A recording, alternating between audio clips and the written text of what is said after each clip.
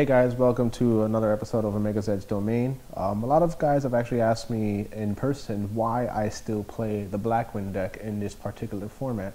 I'll be honest with you guys, with the current ban list, which we just discussed in the previous episode, and the push for XYZ monsters, I was kind of inclined to jump the gun and get an XYZ based deck, but a lot of you fans out there have talked to me in person and sent me Facebook messages. So I want to thank you guys for giving me the inspiration to keep up with this particular deck.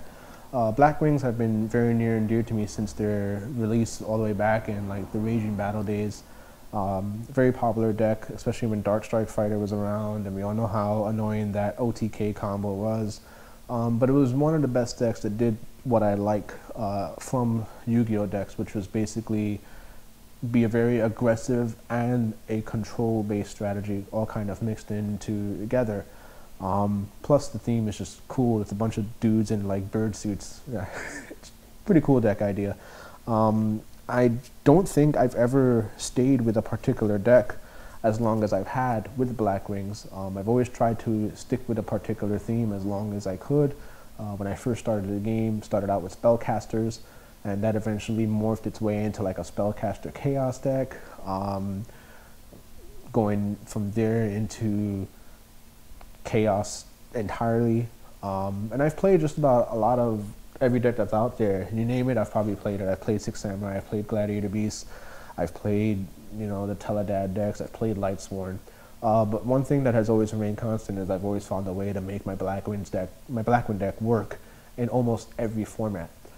This format is definitely one of the most difficult ones for Blackwings to succeed in, but with a couple of different tech options and kind of throwing in some cards, I think Blackwings still stand a chance in this particular format. So what I'm going to do for you guys is show you some of the changes that I've made to my deck and why I put those particular changes in the deck to kind of keep the Blackwings on the edge and make them a formidable part in this particular format. So what I have here for you is an updated look at my current Blackwing deck. I'm using Dueling Network just to kind of give you guys an overview of all the cards that are in my deck. I do actually own these cards. I don't play too much on Dueling Network, but if you're ever up for a game, leave a comment in the comment box below. Add me on your friends list, and maybe we can link up and play over Dueling Network to try out this deck.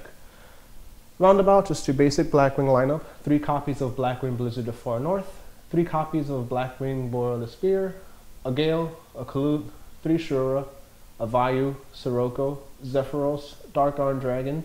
I'm going to try out mainboarding 1 copy of DD Crow just to kind of get options away from my opponent's graveyard, especially against the Inzektor matchup, which likes to abuse Inzektor Hornet from the graveyard for a lot of their destruction effects. I think it could work out and be very good in this particular deck.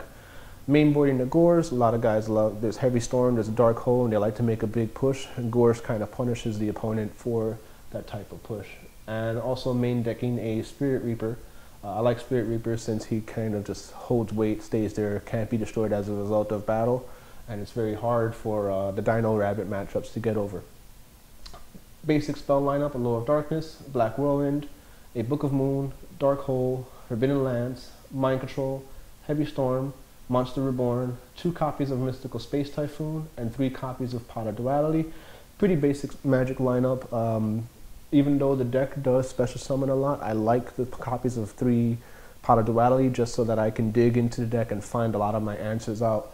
One of the biggest strategies in Yu-Gi-Oh! Is always playing to your outs and making sure you have the cards that you need, especially in the Blackwing matchup, which likes to see at least a copy of Icarus Attack. Since you have 3 in the deck, it's a very powerful card in the deck. I'm main decking 2 copies of Fiendish Chain, which pretty much is just an answer to every deck that's played out there. Stops an opponent's monster from attacking, and it also negates their effects as well. Against the Dino Rabbit matchup, it's key against Inzektors, and against the Wind-Up matchup, it's a very key card to stop those particular plays.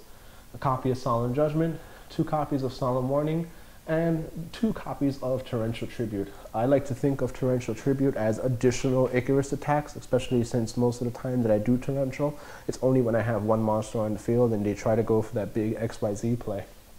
I'm actually going to go a little into my side deck because this is an area that is always constantly changing for me, And just to give you an idea of what I like to prepare for, 2 copies of Cyber Dragon. I like the Cyber Dragon in the side deck. It is an answer to Wind-Ups End mains, and some people still like to play machines, Machina gadgets, or the Karakuri decks. The second copy of DD Crow is in the side deck as well. Thunder King YuGiOh is just a big answer to anything bigger than whatever my deck can throw out. A second copy of Forbidden Lands. A third copy of Mystical Space Typhoon. Smashing Ground I'm actually going to take out. I'm actually going to replace Smashing Ground with a copy of the Transmigration Prophecy, another card that can remove graveyard options from my opponent or add a card from my graveyard back into my deck should I need it. The 2 copies of Bottomless Trap Hole I am putting to the side deck. Bottomless Trap Hole is a great answer to the Dino Rabbit matchup, but against a lot of the decks, Bottomless Trap Hole isn't really working too much. Plus, with a Heavy Storm and 3 copies of Mystical Space Typhoon, it's kind of hard to get a Bottomless Trap Hole resolved in the current meta. 2 copies of Chain Disappearance. Chain Disappearance obviously answers the wind-up decks and the Inzektor matchup as well, removing a copy of their cards from play and removing that option for them to win with that particular card. I'm a little iffy on keeping Dimensional Prison in the sideboard. Through testing, I rarely use it, so I'm not too sure what I'm going to replace this with just yet. If you guys have any suggestions, leave a comment below and I might consider it.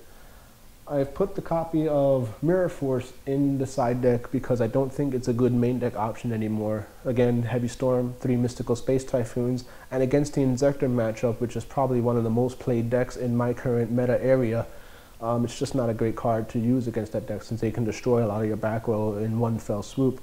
But it still works as a card just to kind of like surprise and throw off your opponent. With the removal of Trishula from my extra deck, I replaced it with a copy of Mistworm, and the only XYZ monsters I play are 2 copies of number 39 Utopia. Whenever they announce the new dual terminal cards, there are 2 monsters that I think are very popular. One of them is Diguster Emerald, who is a current dual terminal card in the OCG meta, which utilizes 2 level 4 monsters to make a rank 4 XYZ monster. You detach an XYZ piece to send 3 cards in your graveyard back into your deck to draw 1 card. I think he'll be a very good option once he's actually released in the TCG market. So there you have it. That's my Blackwing deck for your review. Again, my username on Dueling Network is OmegaZed, and thanks for tuning in. Take care.